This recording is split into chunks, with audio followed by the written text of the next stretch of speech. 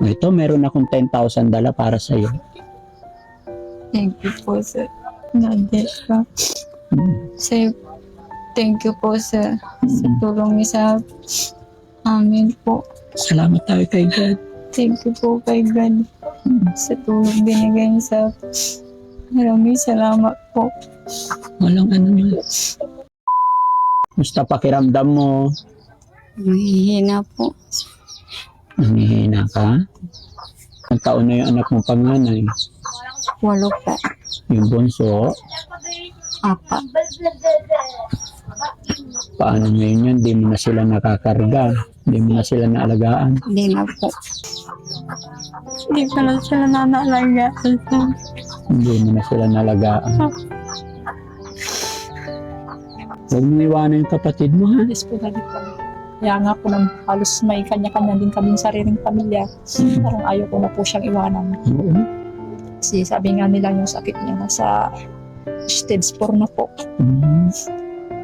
Kaya nga ang sabi, kinausap kami ng doktor kung maganda iuwi yun siya. Sabi.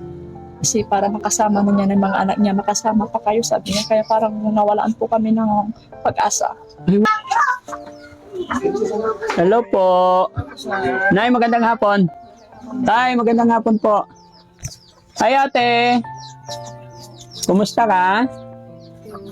Okay ka lang. Tay, anak niyo po siya? Oo, Sila po nanay. Ilan po anak niyo, tay? dito. Pang-ilan po si ate? Pang-lima. Ano pangalan ni ate? Juan Kaibig. Kumusta na po ang anak niyo? Mabuti pag nagagamot yan, sir. Ano pong karamdaman ng anak niyo? Mabuti rin yung sabi nila, cancer. Tapos, Saka nagagamot ng kampo na paggabi-gabi araw. po, Nagagamot yan. Pabalik-balik sa ospital, sa Biyernes, check up na naman yan. May host pa yun. anong nangyari sa anak niyo po? No-opera sa ano yan sir, sa bata bro. Kailan po naoperahan? June 22 po. Doon. Lapit ka na. Sige, okay lang. Lapit ka. Ayan. Siya ang ano dyan sir. June 20 po, Daddy Frankie, pinaoperahan po. Tapos, Last June 22. po. Tapos, July 3 po, June 30 po, binalik namin sa ospital po dahil po yung tube niya po, nagde-drain po yung pahinga. Ngayon, binuksan ulit para tignan yung kung saan nagde-drain. Tinahi ulit. Tinahi. Ang July 3 po. Ayun lang ang sakit niya, yung pagtanggal ng bato. Yes po. Tapos ilang araw po, inuwi namin siya dito. Transfer kami ng Dagupan ulit sa Binlock po, ng Dagupan po. Dahil yun po, nagsuka, hindi niya na kaya po. Pati lumulog po ng kanin, ayaw niya po, sinusukan niya na po. Bali, sinitiskan po ang lumabas sa resort na pinauwi niya kami kasi sabi niya, is cancer po yung sakit niya. Bakit pinauwi na kayo? Ano po, gusto nilang may papagawa na ano sa kanya, biopsy po. Kaso, i-schedule ulit. Kasi po, Daddy Frankie, hindi po kaya po ng katawan niya dahil po sa katawan niya. Hindi kakayanin na resistensya niya yung biopsy. Kaya sabi nila po, kung lumakas na po siya, ipapabiopsy po. Tapos may kunting bukol po na dudukutin po sa naiwan sa pinagtahian. Yun po yung dahilan po. Kaya umuwi muna kami. Nung June siya na-opera? Opo, June. Start lang ng, nung June lang nag-start yung mga sakit niya talaga? Opo. Mabilis, no?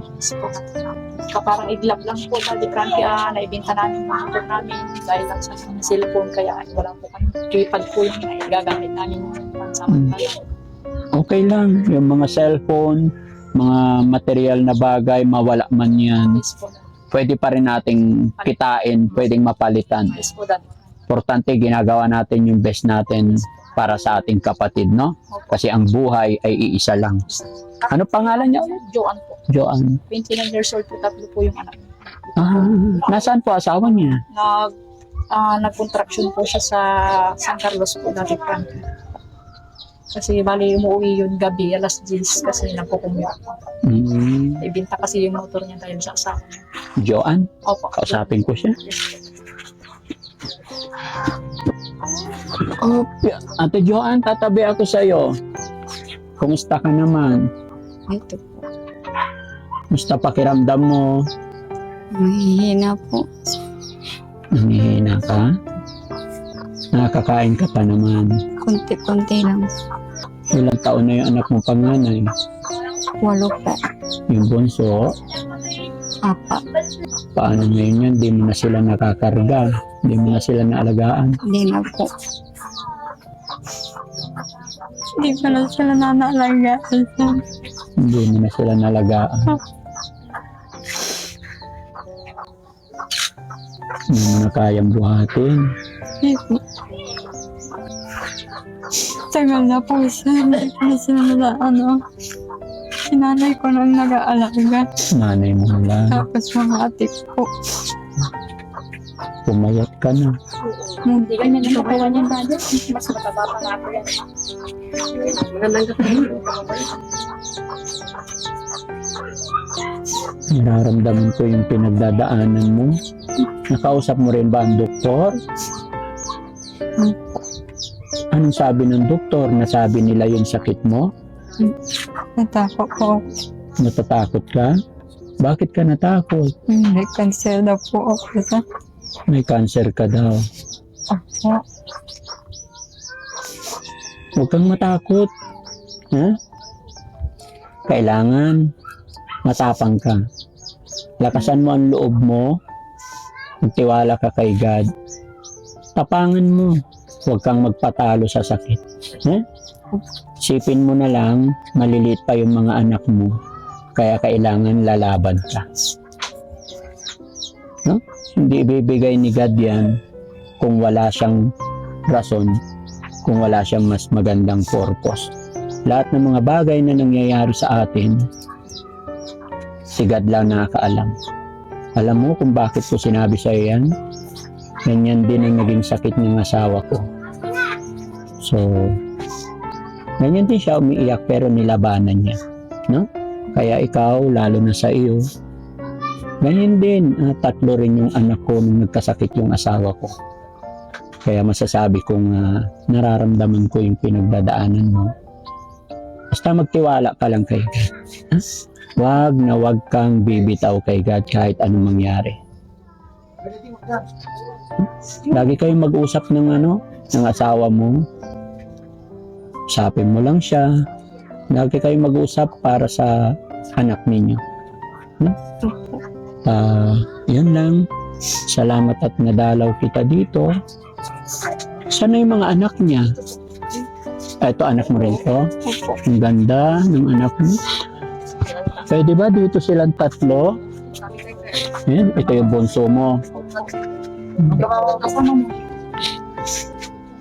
Panganay yung lalaki? Opo. Liliit pa nga nila, no? Ay, ate. Kuya, okay ka lang? Ano pangalan ni kuya? O, si ate, ano pangalan mo, ate? Ay, sige na, okay lang. Huwag na. Laban na. Pagaling naman po ako sa Mm-mm. Walang imposible kay God, no? Opo. Ay, salamat po. Kaya mo yan. Opo.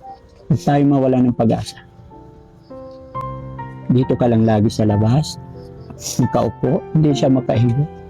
Hindi niya po kasi walang alalay po. Kailangan po kayo mag-alalay po sa kanya. Hindi siya matutupad. Hindi ka, ate. Dito ka. Po ka? Mabuti, ate. Lagi mong ginagabayan yung kapatid mo. Ako po yung bali na halos na ospital yung kapatid ko po sa John po. Bali ako po lahat ang kasama niya. Sino panganay sa inyo? Wala po yung pangalan. Hindi, sa inyong dalawa. Ako po. Mas panganay ka. Yes. Oh. Huwag mong iwanan yung kapatid mo, ha? Yes po, Daddy po. Kaya nga po nang halos may kanya-kanya din kaming sariling pamilya. Mm. Parang ayaw ko na po siyang iwanan. Oo. Kasi sabi nga nila yung sakit niya nasa stage 4 na po. Mm. Kaya nga sabi, kinausap kami ng doktor kung maganda iuwi niyo siya. Sabi. Kasi para makasama na niya ng mga anak niya, makasama pa kayo, sabi niya. Kaya parang nawalaan po kami ng pag-asa. Ay, huwag kayong mawala ng pag-asa. Ha? Si God lang nakakaalam ng lahat. Okay? Thank you po sa lahat po. Opo, sana nakatulong. Sana. Sana po nakatulong po sa kapatid ko po yung pagbibigay niya. Para po may panggamit po siya sikap. Huwag kayong mawala ng pag-asa. Kayo yung mga normal. Palakasin nyo yung loob ng kapatid mo, ha? Opo. Huwag nyo ipapakita na panghihinaan kayo. Okay? Yes po. Salamat po. Gawin nyo lahat ng mga kaya nyo. Okay? Ayan, mga kababayan, mga kabarangay. Maraming salamat na naman po sa Panginoon dahil narating at naabot natin ang pamilyang ito na kahirap ng kanilang pinagdadaanan.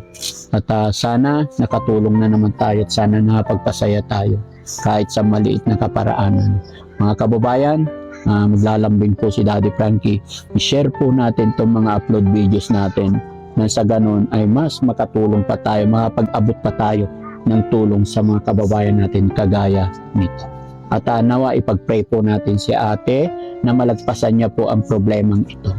Yan, kasama ng kanyang pamilya. Maraming salamat po and God bless po. Thank you po. Maraming salamat po.